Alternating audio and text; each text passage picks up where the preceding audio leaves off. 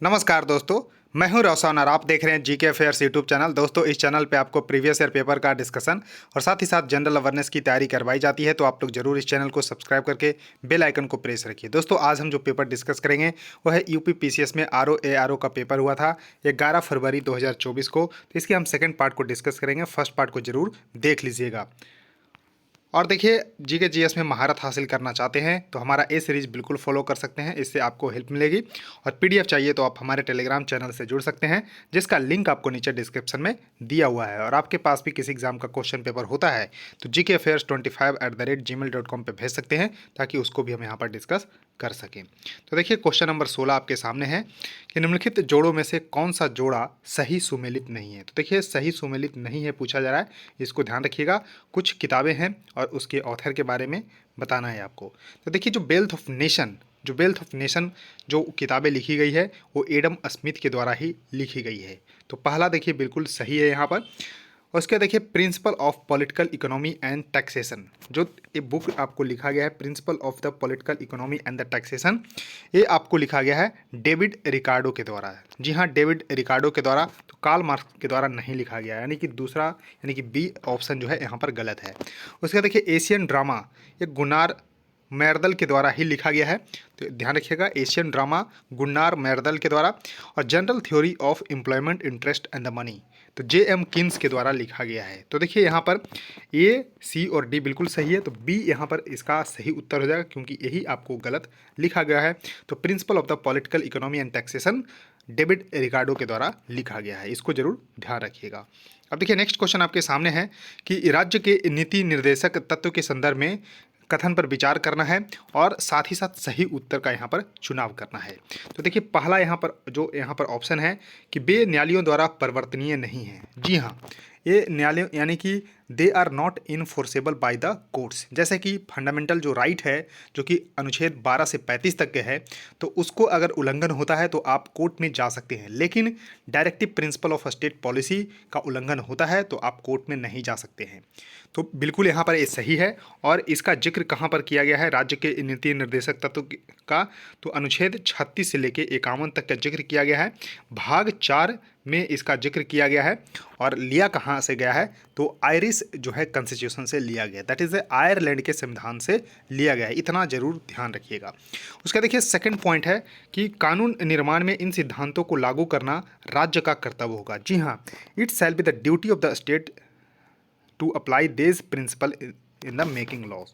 तो जैसे कि अभी यूनिफॉर्म सिविल कोड पे जो है जोरों शोरों से मुद्दा चला रहा है, तो अनुच्छेद 44 में यूनिफॉर्म सिविल कोड है, तो ये राज्य जो है इसको जो है इम्प्लीमेंट कर सकती है, लेकिन आप इसको लेकर कोर्ट में नहीं जा सकते हैं। तो देखिए, यहाँ पर दोनों स्टेटमेंट बिल्कुल सही है, तो 1 और 2 दोनों यहाँ पर सही हो जाएगा। तो करेक्ट उत्तर इसका बी सही हो जाएगा, बोथ 1 and 2 आर करेक्ट। उसका देखिए, नेक्स्ट क्वेश्चन आपके सामने है कि गुर्दे की पथरी किसके कारण बनती है, that is a kidney stone और फॉर्म ड्यू टू। तो जो किडनी का स्टोन होता है वो किसके द्वारा जो फॉर्म होता है, तो क्रिस्टलाइजेशन ऑफ द ऑक्सलेट। तो करेक्ट उत्तर इसका ए सही होगा, इसको ध्यान रखिएगा कि यानी कि ऑक्सलेट का क्रिस्टलीकरण के द्वारा जो है गुर्दे की पथरी का निर्माण होता है, इसको ध्यान रखिएगा। और जो गुर्दे की पथरी होता है, that is a kidney stone, जो है फॉर्म किसका होता है, तो कैल्शियम ऑक्सलेट का बना होता है। जी हाँ, कैल्शियम ऑक्सलेट का बना होता है, ये भी क्वेश्चन कई बार पूछे गए हैं, तो इसको जरूर ध्यान रखिएगा। उसके देखिए, नेक्स्ट क्वेश्चन आपके सामने है कि यहाँ पर असर्शन और रीजन दिया हुआ है और उसके द्वारा आपको सही उत्तर का यहाँ पर चुनाव करना है। तो देखिए, 5 आइज जो है वो संयुक्त राज्य अमेरिका, ब्रिटेन, कनाडा, ऑस्ट्रेलिया और न्यूजीलैंड सहित 5 देशों का एक खुफिया संगठन है। दैट इज़ एक इंटेलिजेंस अलायंस है 5 कंट्रीज़ का, USA, UK, Canada, Australia and New Zealand. तो जहाँ, जी हाँ, बिल्कुल सही है कि 5 आइज़ क्या है, तो एक इंटेलिजेंस अलायंस है। ये पांचों देश का नाम जरूर याद रखना है। तो देखिए, सबसे पहले आपको ध्यान रखना है यूएसए, और यूएसए के साथ कनाडा, उसके देखिए आपको ऑस्ट्रेलिया मिल जाएगा, और उसके साथ जो है आपको न्यूजीलैंड याद रखना है, और साथ ही साथ एक आपको ब्रिटेन को जरूर याद रख लेना है। तो कुल मिलाकर 5 जो है देशों का एक आपको इंटेलिजेंस अलायंस है, इसको ध्यान रखिएगा।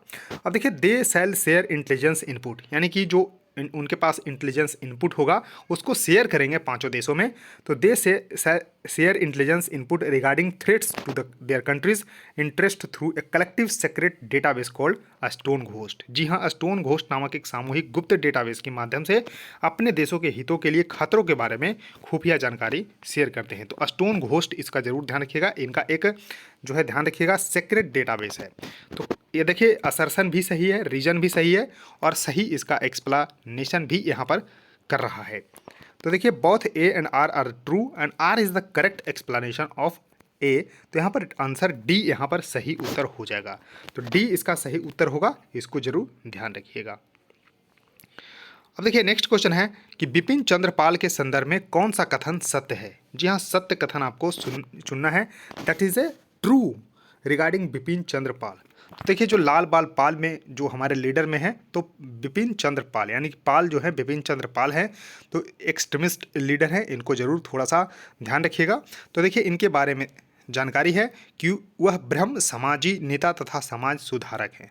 तो जी हाँ, वो जो है ही वॉज अ ब्रह्म समाज leader and the social reformer. तो ये देखिए ऑप्शन जो यहाँ पर एक है, यानी कि कथन एक है, वो बिल्कुल सही है।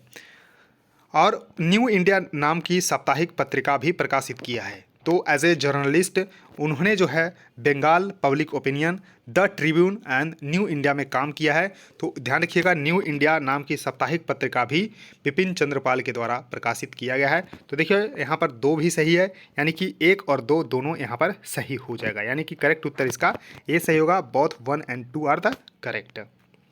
उसके देखिए नेक्स्ट क्वेश्चन आपके सामने है कि सूची 1 को सूची 2 से यहाँ पर मिलान करना है। तो सूची 1 में कुछ आपको इंपॉर्टेंट टर्म दिया हुआ है और साथ ही साथ उसके रिगार्डिंग सूची 2 में उसका जो है आपको कुछ फॉर्मूला है, कुछ डेफिनेशंस वगैरह है। तो देखिए सबसे पहला स्कंध आवर, that is a merchandise turnover. तो मर्केंडाइज टर्न ओवर किसको बोलते हैं, तो ये आपके लिए बहुत ही इंपॉर्टेंट हो जाएगा। तो क्या है, तो cost of the good sold divided by average stock जो हो जाएगा वो आपको हो जाएगा दोस्तों, ध्यान रखिएगा, मर्केंडाइज टर्नओवर। तो देखिए 1 का 4 यहाँ पर हो जाएगा। तो बेची गई वस्तु की लागत बटे औसत स्कंध, तो 1 का 4 यहाँ पर ध्यान रखिएगा। उसके बाद आपको ध्यान देना है कि करंट रेशियो किसको बोलते हैं। तो करंट रेशियो बोलते हैं करंट एसेट बटेज करंट लायबिलिटीज़। तो करंट रेशियो यानी कि बी का 1 हो जाएगा कि करंट एसेट बटे करंट लायबिलिटीज़ हो जाएगा। उसके देखिए acid test ratio, acid test ratio क्या होता है, तो लिक्विड एसेट बटे करंट लायबिलिटीज़। तो देखिए सी का दूसरा हो जाएगा कि लिक्विड एसिड बटे, आपको ध्यान रखना है, करंट लायबिलिटीज़। उसके बाद देखिए ग्रॉस कैपिटल एम्प्लॉयड क्या होता है, तो net profit before interest and the tax divided by total asset, यानी कि डी का 3। तो देखिए करेक्ट उत्तर इसका ए हो जाएगा। ध्यान रखिएगा कि ए का 4, बी का 1, सी का 2, डी का 3। तो इसको ध्यान रखिएगा कि मर्केंडाइज टर्नओवर, तो cost of the good sold divided by average stock, current ratio होता है करंट एसेट बटे current liabilities, acid test ratio होता है लिक्विड एसेट बटे जो है करंट लायबिलिटीज़। उसके बाद ग्रॉस कैपिटल एम्प्लॉयड होता है net profit before interest and the tax divided by total asset. तो इसको जरूर ध्यान रखिएगा। उसके देखिए नेक्स्ट क्वेश्चन है कि सूची 1 को सूची 2 से मिलान करना है, यानी कि कोल बेस्ड जो पावर प्लांट है वो कहाँ पर है और किस राज्य में है। तो ध्यान रखिएगा उसके, यानी कि उसका नाम और उसका किस राज्य में स्थापित किया गया है, तो इसके बारे में। तो देखिए कहलगांव, ध्यान रखना है, बिहार में स्थित है। तो कहलगांव कहाँ पर है, तो बिहार में, यानी कि ए का दूसरा हो जाएगा। उसके देखिए खरगोन जो कोल बेस्ड पावर प्लांट है वो कहाँ पर है, तो मध्य प्रदेश में है। उसके बाद कोरबा छत्तीसगढ़ में है। उसके बाद कुड़गी जो है कर्नाटक में है। तो ध्यान रखिएगा, यानी कि ए का दूसरा, बी का पहला, ए का दूसरा और बी का पहला यहाँ पर है, और सी का चौथा, डी का तीसरा। तो करेक्ट उत्तर इसका ए सही होगा, इसको जरूर ध्यान रखिएगा। उसके देखिए नेक्स्ट क्वेश्चन है कि 69th जो राष्ट्रीय फिल्म पुरस्कार 2021 में मिला था, कौन से नंबर के, तो 69 नंबर के। तो इसके बारे में कौन सा कथन सही है। तो देखिए RRR और गंगूबाई काठियावाड़ को क्रमशः 5 और 6 राष्ट्रीय पुरस्कार मिले। नहीं, RRR को 6 मिले थे जबकि गंगूबाई काठियावाड़ को 5 पुरस्कार मिले थे। तो उल्टा लिखा हुआ है, तो यानी कि पहला गलत है स्टेटमेंट।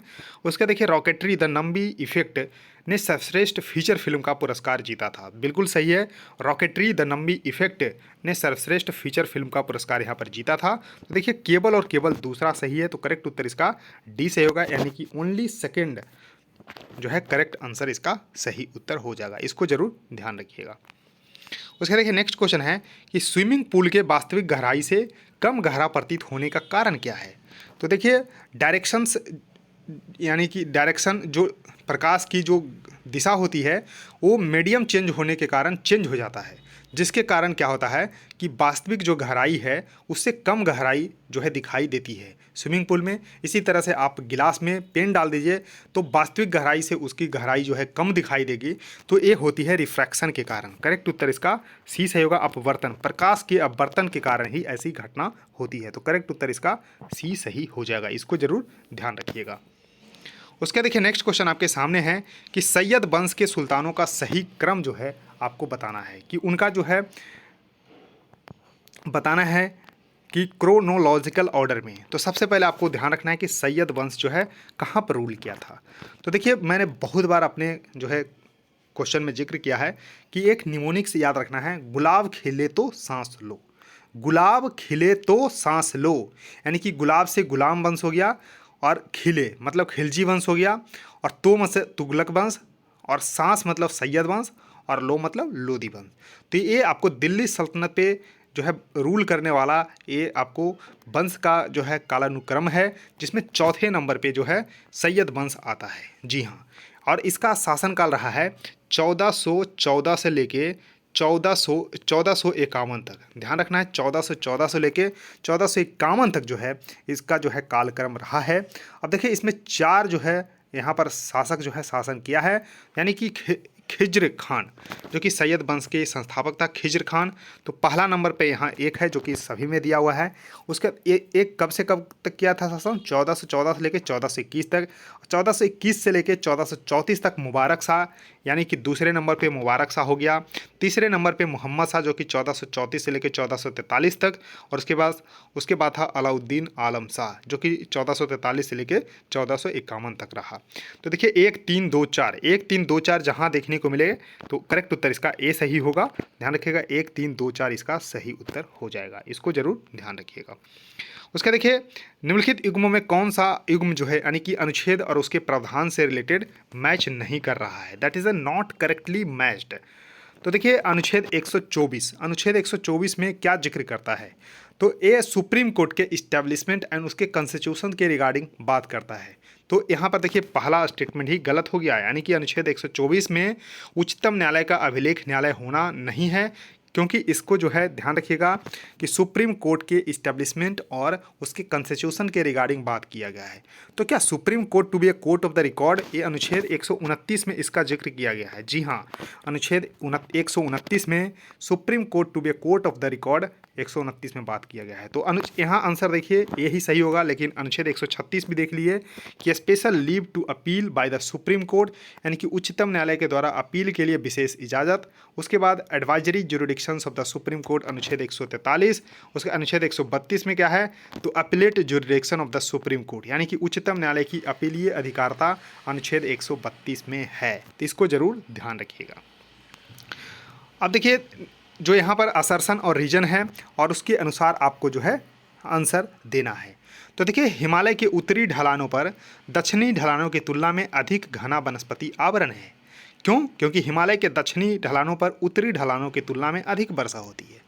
अब देखिए यहाँ पर दोनों को पढ़िएगा तो आपको उल्टा देखने को मिला। कह रहा है कि हिमालय के दक्षिणी ढलानों पर उत्तरी ढलानों की तुलना में अधिक वर्षा होती है। अब बताइए दक्षिणी में जो है ज़्यादा वर्षा होगी और उत्तरी में कह रहा है कि यहाँ पर वनस्पति घना होगा, तो क्या ऐसा पॉसिबल है? नहीं। तो ध्यान रखिएगा, तो ये दोनों यहाँ पर जो है उल्टा थोड़ा सा है।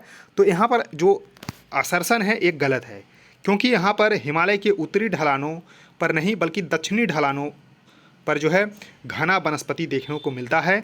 तो ऐसा इसलिए हो जाता है क्योंकि southern slope of the Himalaya जो receive more rain due to the south west monsoon. जो साउथ वेस्ट देखिए मानसून जो आता है, इसके कारण हिमालय के दक्षिणी ढलानों पर अधिक वर्षा होती है और वहाँ पर सघन वनस्पति देखने को मिलता है as comparison to the northern slope of the Himalaya.